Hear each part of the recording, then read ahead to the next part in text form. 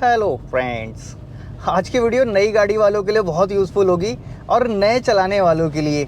गाड़ी जिनकी अभी वारंटी में है वो लोग ये वीडियो को बिल्कुल भी स्किप मत करना, क्योंकि आज कुछ काम कराने जा रहा हूँ मैं गाड़ी में और वो वारंटी से रिलेटेड है। महंगा खर्चा मांगता, अगर टाइम से उसको ना पकड़ लिया जाता, अगर वारंटी खत्म हो जाती उसके बाद कराते तो फिर अच्छी खासी आपको पॉकेट ढीली करनी पड़ती। बस ये छोटी छोटी चीज़ों से पहचान लेना पड़ता है कि यार ये प्रॉब्लम गाड़ी में है। कई बार छोटी छोटी प्रॉब्लम हम निग्लेक्ट कर देते हैं। कई बार नए लोग तो समझ भी नहीं पाते कि ये प्रॉब्लम है, और वो प्रॉब्लम बढ़ती है तब आपको फील होता है जब गाड़ी कहीं ब्रेक डाउन हो जाएगी, कहीं खड़ी हो जाएगी। ऐसा होगा कब? धीरे धीरे, जब गाड़ी की वारंटी खत्म हो जाएगी। अब जो मैं गाड़ी ड्राइव कर रहा हूँ किया कैरेंस, 35,000 किलोमीटर चल चुकी है। 10,000 किलोमीटर से ही मुझे हल्का हल्का फील होने लग गया था। लेकिन सर्विस सेंटर वाले क्या है ना कि उस चीज़ को निगलेक्ट कर देते हैं। कई बार तो ऐसा कहते हैं, सर आपका भ्रम होगा। अरे नहीं सर, सबको सही चल रहा है। हर किसी को इतना एक्सपीरियंस भी नहीं होता, और अधिकतर तो कोशिश करते हैं कि भैया टाल दिया जाए, आगे बढ़ा दिया जाए, कौन झंझट में पड़ेगा। मेरी गाड़ी में 10,000 किलोमीटर वाली सर्विस हुई लगभग 6-7 हज़ार किलोमीटर पे। तब से ही मैं फील कर रहा था यार इतनी तो आवाज़ होनी नहीं चाहिए, लेकिन ये आवाज़ है क्यों? बहुत थोड़ी सी थी पहले, फिर वो धीरे धीरे अब इतनी हो गई कि नोटिस करा सकता हूँ मैं। मतलब ये है कि कोई पुराना आदमी होगा तो वो नोटिस कर पाएगा। मैं आपको चेक कराता हूँ एक बार। गाड़ी में से कुछ नॉइस है, अनवांटेड नॉइस है, वो ऐसी होनी नहीं चाहिए। एक तो इंजन का जब एक्सीलेटर लेते हैं, आरपीएम के साथ बढ़ने वाली एक आवाज़ है। देखो जब मैं आरपीएम लूँगा शायद फील ना हो पाए इस समय, क्योंकि इंजन के पास रहेंगे तो मैं आपको फील कराऊंगा, समझ में आएगा। एक्सीलेटर जैसे ही बढ़ता है तो उसकी आवाज़ बढ़ती है धीरे धीरे, और वो एक बैरिंग की आवाज़ है। दूसरी एक और आवाज़ है गाड़ी में, वो जब मैं क्लच रिलीज़ कर देता हूँ और गाड़ी को डी एक्सीलेट करता हूँ तब हल्की सी कोई बैरिंग खड़खड़ाने की आवाज़ आती है अंदर से। ज़्यादातर चांस है कि वो क्लच बैरिंग की आवाज़ हो या फिर और भी कोई बैरिंग की आवाज़ हो सकती है। दरअसल इस प्रॉब्लम के लिए कई बार मैं नोटिस करा चुका हूँ, और एक बार तो मैंने इनको टेस्ट ड्राइव देके बकायदा समझा भी दिया कि जी ये प्रॉब्लम है, अब आप देख लो क्या पार्ट चेंज करना है क्या नहीं चेंज करना है। मुझे पता है वो जो आवाज़ है पहली वाली वो है आइडलर बैरिंग की, दूसरी वाली है क्लच बैरिंग की। अब ये दोनों ही पार्ट हैं तो महंगे खर्चे वाले, लेकिन वारंटी में हो जाएंगे। पहले इनको नोट करा दिया था, उस समय पार्ट्स अवेलेबल नहीं थे। लगभग 1 महीना हो गया है, अब पार्ट्स कह रहे हैं अवेलेबल हैं। अगर ये प्रॉब्लम निकली तो फिर हम पार्ट आपके डाल के दे प्रॉब्लम सॉल्व कर देंगे। लेकिन इस केस में नए लोग क्या करेंगे, जिन्होंने अभी गाड़ी परचेज की है और ज़्यादा उनको लंबा एक्सपीरियंस नहीं है गाड़ी के साथ, और वो लोग जो सिर्फ स्टीयरिंग संभालना जानते हैं, इतना ज़्यादा समझ नहीं पाते। उनके लिए भी हम बताएंगे रास्ते कि कैसे आप इन चीज़ों से बच पाएंगे और कैसे वारंटी में ही अपनी गाड़ी को कवर करा पाएंगे। वायर नहीं कटवाते, बल्ब नहीं बदलवाते, इसीलिए कि वारंटी बचा के रखते हैं, तो वारंटी का यूज़ भी तो पूरा आना चाहिए। तो अभी मैं किया सर्विस सेंटर जा रहा हूँ उनको दिखाने के लिए कि भाई साहब कैसे होगा इसका समाधान, क्योंकि गाड़ी तो है हमारी अभी वारंटी में। सारी चीज़ें आपको डिटेल में दिखाते हैं। सर्विस सेंटर पहुंचते हैं फिर आगे बात करते हैं। वर्कलोड है बहुत ज़्यादा और हमको जाना पड़ रहा है आज वापस जा रहे हैं जी। वीडियो कंटिन्यू होगी अब नेक्स्ट डे, लेकिन इन सर्विस सेंटर में चक्कर लगाने में समय बहुत बर्बाद होता है, ये तो बात है। मैं आपको वो आवाज़ सुनाई देता हूँ, कैसी वो आवाज़ है, इंजन से सुनोगे तो समझ जाओगे। कोई ऐसा फील नहीं हो रहा है। अब बोनट खोलना शौक। ये जो साइड के बैरिंग है, इस तरफ से एक आवाज़ आती है घूमने की, जैसे बैरिंग घूम रहा हो, और बैरिंग की अलग से ज़्यादा है। एक्चुअल में बैरिंग की आवाज़ आती है, लेकिन ये थोड़ी सी ज़्यादा है। इसकी वजह से इंजन की साउंड ज़्यादा लग रही है। पहले इंजन थोड़ा स्मूथ लगता था, अब थोड़ा ज़्यादा आवाज़ कर रहा है। ये जो आइडलर बैरिंग घूम रहे हैं ना, इनमें से ही कोई एक आवाज़ है। The next day. सुबह आ गया था, मेरा आज अपॉइंटमेंट था 11 बजे का। अभी 3 बज रहे हैं, नंबर आ गया है, गाड़ी लग गई है अब काम होने के लिए। गाड़ी अब लिफ्ट करेंगे। आवाज़ वगैरह मैंने आपको सुना दी थी। चेक करेंगे ये लोग, चेक तो ऑलरेडी पहले कर चुके हैं। पार्ट्स क्या चेंज होने अभी देखते हैं। वो खोल रहे हैं, अभी बैटरी हटा रहे हैं। क्या लिखा है आपको उसमें, क्या लिख के दिया है क्या करने के लिए? उसमें सर इंजन बैरिंग नॉइस है शायद। हाँ, और आपका क्लच। हाँ, क्लच सेट और वो ना, दरअसल क्लच सेट चेंज होगा। आइडलर बैरिंग, आइडलर पुली, ये सारी चीज़ें चेंज होंगी। आवाज़ बढ़ गई है ज़्यादा। देख के ये है प्रेशर प्लेट, क्लच प्लेट, ये आ गया रिलीज़ बैरिंग। ये क्लच प्लेट, प्रेशर प्लेट और रिलीज़ बैरिंग, ये तीनों का खर्चा मिला के लगभग 13-14 हज़ार रुपये होता है, और 4-5 हज़ार रुपये इनकी लेबर भी होगी। मोटा मोटा मानो तो 20 हज़ार रुपये का ये खर्चा है। जब मैंने पहले चेक कराई थी तो ये बोल रहे थे हाँ जी अब तो गाड़ी वारंटी में है, तो जो भी होगा प्रॉब्लम वारंटी में सॉल्व करेंगे। फिर पता लगा कि सिर्फ रिलीज बैरिंग वारंटी में देंगे, क्लच प्लेट कंज्यूमेबल होता है, ये इसमें कवर्ड नहीं होगा। अब ये कहने लगे कि आप क्लच प्लेट और प्रेशर प्लेट यही लगवा लो, सिर्फ रिलीज बैरिंग चेंज कर देते हैं। जबकि कंपनी जब चेंज करती है, जब हमारे पैसों से, तो एक भी पार्ट अगर खराब होगा तो ये बोलते हैं जी तीनों चेंज करने चाहिए एक साथ। तो फिर इसमें एक साथ क्यों नहीं। और इसके अलावा भी मैंने ये देखा रिलीज बेयरिंग में जो नॉइस है वो अलग है, लेकिन क्लच प्लेट के जो स्प्रिंग है ये स्प्रिंग अलग आवाज़ कर रहे हैं और मेरी उस आवाज़ से ये स्प्रिंग मैच कर रहे हैं। तो मेरे हिसाब से प्रॉब्लम इस क्लच प्लेट में भी है। मैंने ये तीनों सेट इनको बोला कि आप तीनों सेट डालो, क्लेम होगा नहीं होगा देखा जाएगा, लेकिन ये सेट डाल दो आप।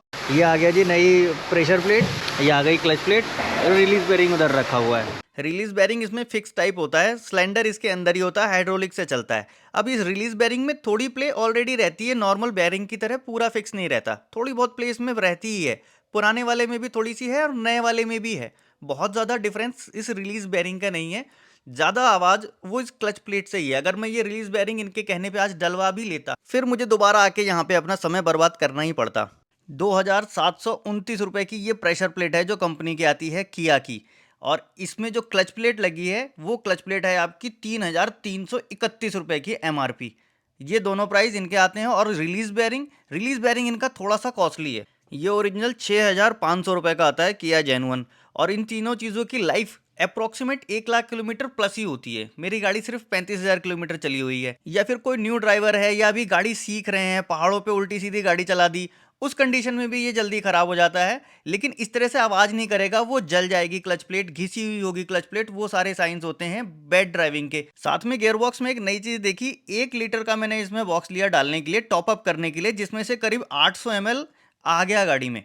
ये नहीं होना चाहिए था, क्योंकि गाड़ी के अंदर गियर ऑयल होता ही है लगभग 2 से 2.5 लीटर के आसपास। निकालते और डालते समय कुछ ऑयल गिरा भी कहीं नहीं है। साथ में ब्रेक ऑयल भी टॉप अप करना पड़ा, वो तो चलो जेन्युइन है क्योंकि रिलीज बेयरिंग ही चेंज हुआ है और रिलीज बेयरिंग में यही ब्रेक ऑयल रन करता है, यही हाइड्रोलिक के लिए काम करता है। ये वी बेल्ट उतार दी इन्होंने, टेंशनर खोलेंगे इसका, ड्राइव बेल्ट पुली खोलेंगे और आइडलर पुली खोलेंगे। इन्हीं तीनों में से वो आवाज़ होगी जो आवाज़ मैंने आपको गाड़ी खड़ी करके सुनाई थी। अभी 5 बज गए हैं, देखो 2:20 पे गाड़ी लगाई थी रैम पे और 5:30 बजे तक क्लच वाला काम निपट गया। क्लच प्लेट, प्रेशर प्लेट और रिलीज बेयरिंग डाल दिया। अब ये टेंशनर बेयरिंग वाला रह गया, टेंशनर बेयरिंग का काम चल रहा है। निकल गया, ये आ गया टेंशनर, बेल्ट को टेंशन देता है ये टेंशनर आ गया, ये आइडलर पुली आ गई। तीसरी भी निकालोगे यही रहेगी। नए पार्ट्स आ गए। 651 रुपये की एक pulley assembly, idler pulley, drive belt 618, 651, दोनों एक ही प्राइस के हैं लगभग। और ये है टेंशनर 2120 रुपये का टेंशनर, ये महंगा आइटम है। तो अभी ये तीनों चीज़ें डालेंगे। साथ में इसके पेज भी आता है अंदर ना, बोल्ट भी, हाँ बोल्ट भी कंप्लीट साथ में आता है। इसका बोल्ट आएगा साथ में, इसका भी बोल्ट आएगा। बोल्ट होता है ना, कहीं स्लिप हो गया तो इसलिए कंपनी नया, इसमें नहीं आता, जबकि टेंशनर में आना चाहिए। टेंशनर में बोल्ट नहीं आता, इसमें दोनों आते हैं। तीनों का सेट हो गया हमारा अब चेंज। और मेरे ख्याल से आवाज़ इस वाले में है और इसमें इन दोनों में थोड़ी थोड़ी आवाज़ है, इस वाले में इतनी नहीं है। गाड़ी हो गई है लगभग रेडी। अंदर जो वारंटी वाले भाई साहब हैं वो अपना चढ़ा रहे हैं सिस्टम पे। जो वारंटी वाले भाई साहब हैं ना, अभी वो अपना सिस्टम पे चढ़ा रहे हैं जो पार्ट्स होते हैं। अभी हो गया गेट पास बन के आ गया। अब गाड़ी का रोड टेस्ट लेने के लिए जाएंगे, टेस्ट ड्राइव या रोड टेस्ट जो भी कहो। गाड़ी में आवाज़ आ तो नहीं रही है, वो सारी चीज़ें वैसे दिख तो रही है यहीं पे, ये रोड के जाने की ज़रूरत भी नहीं थी, लेकिन फिर भी देखेंगे। अभी बेचारे वो हवा पूरा करने के लिए गए। देखो अंदर क्या रिपोर्ट है पाजी? ओके सर, ओके रिपोर्ट है ना? देखो जी, मैंने भी चला के टेस्ट कर लिया। अब वो आवाज़ नहीं है, क्लच जो है लाइट हो गया है पहले से ज़्यादा। जो घरघराहट फरफराहट की आवाज़ थी ना, घर घर घर घर घर घर वो वाइब्रेशन वाली, वो अब आवाज़ नहीं है, सही हो गया। क्लच पहले से ज़्यादा सॉफ्ट हो गया, पहले जितना वो था ना और ज़्यादा सॉफ्ट हो गया, क्योंकि सारा सिस्टम नया पड़ा है। चलो अब कराते हैं वहाँ से बिल क्लियर। 605 रुपये का बिल हुआ मेरा, वारंटी में क्लेम कर दिया इन लोगों ने। बाकी चीज़ें बच गई हमारी, गियर ऑयल, ब्रेक ऑयल, ये 2 चीज़ें जो एक्स्ट्रा पड़ी, उसका ये पेमेंट हमने दिया है, कंज्यूमेबल है, ठीक है, इसका बनता है। मैं आपको बारकोड भेज रहा हूँ। देखो मैंने तो वारंटी में ये चीज़ें क्लेम में ले ली, समय से पहले ले ली, कहीं ये बाद में निकल जाती वारंटी, तब बहुत मोटा खर्चा आता। अब जिनके पास गाड़ी है और वो इतना नहीं समझ पाते, अभी न्यू ड्राइवर हैं या फिर नई गाड़ी रखी है, वो लोग क्या करें उसके लिए ध्यान से सुनो। देखो पहली चीज़, आप गाड़ी की जब सर्विस कराते हो, जो प्रॉब्लम नोट कराते हो आपने सर्विस सेंटर में नोट कराई, अच्छी बात है। कई बार ऐसा होता है कि आपकी प्रॉब्लम को वो लोग बोल देते हैं नहीं जी ये तो नॉर्मल है, ऐसा ही होगा। आप 2 काम करना। पहला काम, सेम मॉडल की दूसरी गाड़ी चला के देखना, उसमें प्रॉब्लम आप वेरीफाई कर लेना कि भैया इसमें है या नहीं है। चलो सेम मॉडल की गाड़ी नहीं मिलती है आपको, आप अपने किसी ऐसे दोस्त को गाड़ी चलाने को देना जो एक्सपर्ट हो थोड़ा, वो आपको चेक करके वेरीफाई करके बता देगा, या फिर अपने किसी भरोसेमंद मैकेनिक से एक बार चेक कराना। भले ही गाड़ी वारंटी में है तो क्या हुआ, सर्विस सेंटर जा रहे हो, करवा रहे हो, अलग बात है, लेकिन बाहर ये वाली चीजों को वेरीफाई जरूर करना। क्योंकि देखो ये लोग भी चाहते हैं कि जितना टाल सकें, हर जगह काम को कम किया जा सके, रेवेन्यू ज्यादा जनरेट कर सके।